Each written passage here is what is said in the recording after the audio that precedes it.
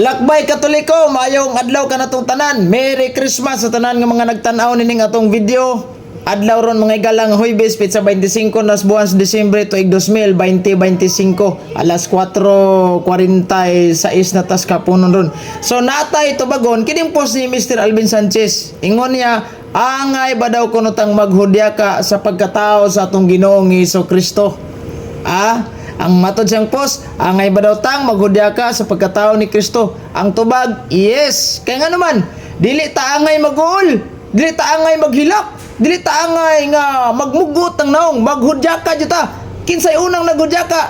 Ang anghel sa langit, bagang duot nga anghel sa langit. Mabasa. Atong basahon ang Biblia o ang Biblia nga nailugo sa Seventh-day Adventist. O kaniha. San Lucas Kapitulo 2 versikulo 8 padulong taog 14. Aniya, itong basahon. Og niadtong dapita may mga magbalantay sa mga karniro didto sa sibsibanan nga nanagtukaw sa kagabion sa pagbantay sa ilang mga hayop. Og mitungha kanila ang usa ka manulunda sa Ginoo. Og ang himaya sa Ginoo misidlak libot kanila. Og sila giabot og dakong kalisang. Verse 10. Apan ang manulunda mingon kanila, ayaw na kamo kalisang, kay tan-awa gidad-an ko kamo maayong balita nga dakong kalipay nga makaabot sa tanang mga tao. Gidad-an ko no og kalipay, dakong kalipay dili dakong kaguol. Unsa man ning kalipaya? Nga magaabot sa tanang mga tao. Verse 11. Kay alang kaninyo na tao karon sa lungsod ni David ang manluluwas, nga mao ang Kristo nga Ginoo.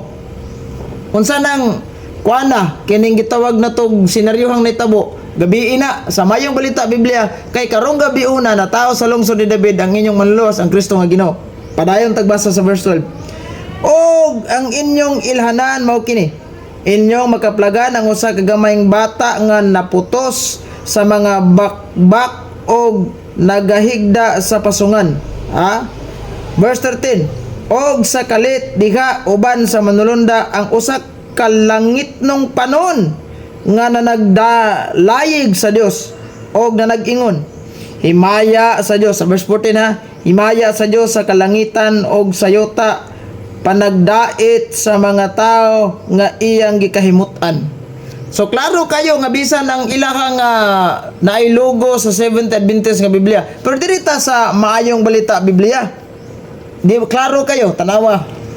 Kining mayong balita Biblia, itong basahon niya, San Lucas Kapitulo 2 versikulo 8 padulong ta sa kaning 14. Itong basahon ni. Klaro kayong giingon diriyo. Niadtong dapita may mga magbalantay sa karniro nga nagtukaw sa kagabion aron pag-atiman sa ilang mga hayop dito sa kaumahan. Mitungha kanila ang usa ka anghel sa Ginoo, bidan-ag kanila ang himaya sa Ginoo busa, nalisang kaayo sila. Sa verse 10, apan miingon ang anghel kanila, ayaw kamog kahadlok, kaniya ako nagdalag maayong balita alang kaninyo nga makalipay kaayo sa tanang katawhan. Makalipay gud, dili makaguol. Unsa man ni? Verse 11. Kay karong gabi una, natawo sa lungsod ni David ang inyong manluluwas ang Kristo nga Ginoo. Verse 12, mao kini ang inyong ilhanan. Makaplagan ninyo ang usa ka bata nga gipoto sa panapton og naghigda sa pasungan. Verse 13. Og sa kalit mitungha usab uban sa mga anghel ang usa ka dakong panon sa mga anghel sa langit nga nag-awit og mga pagdaig sa Dios. Unsa ilang pagdaig? Verse 14. Dalaygon ang Dios sa kahitasan og sa yuta, panagdait sa mga tao nga iyang gikahimutan. Munang naay kanta panahon sa Pasko, Gloria in excelsis Deo. Klaro kayo, Mauna kay mabasa man Diyos Biblia nga ang mga anghel unang nagsilibrar, unang nagdaig, unang nag-awit.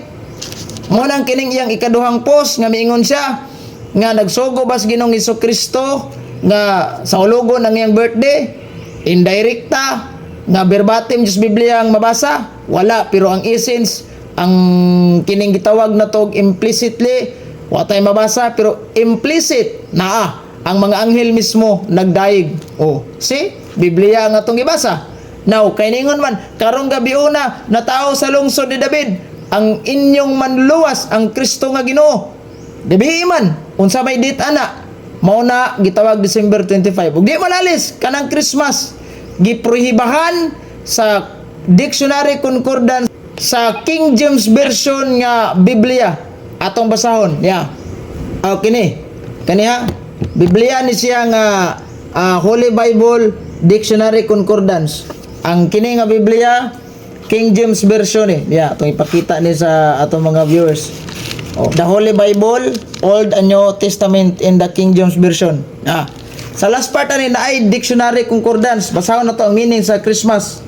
Matod pa, Christmas, the holiday on December 25 which celebrate the birth of Jesus Christ. Sa daw, December 25, celebrate the birth of Jesus Christ. So, angay bang magudya ka? Angayang magudya ka. Katong mga sama nimo nga walay pagtuo kay sigig pangatake sa birthday sa atong Ginoong Hesukristo, mao na hangtod karon ang imong kasing-kasing mamatay na lang kaning kalibutan na nagbalon gyapon kag dakong kasuko, dakong kayugot, dakong pagdumot sa Katoliko ug nganong magsaulog big birthday December 25 sa pagkatao ni Ginoong Hesukristo. Ug nganong magngantamig Christmas carol, nganong manghantamig mga Paskuhanong awit. Suko kay kana. Di ka mutuwa na. Mao na wa jud ka nakasunod sa anghel sa langit nga naghudya ka. Ikaw gamugot, di jud ka pwede gingarian sa langit. Kay ngano man ingon si San Pablo's Biblia sa Maayong Balita Biblia na giingon ni San Pablo sa Roma Kapitulo 14 versikulo 17. Kay ang gingarian sa Dios dili pagkaon ug pag-inom kundi pagkamatarong, pakigdait ug kalipay nga gihatag sa Espiritu Santo. Wa man kay kalipay sige magpangatake namo nganong gasaulog mi nganong nangawit pag Paskuhanong awit, kasuko ang nanimo, di jud ka malangit, disgrasya jud ka ni. Klaro kayo, maghudya ka dili kasuko. God bless, mayong Pasko sa tanan.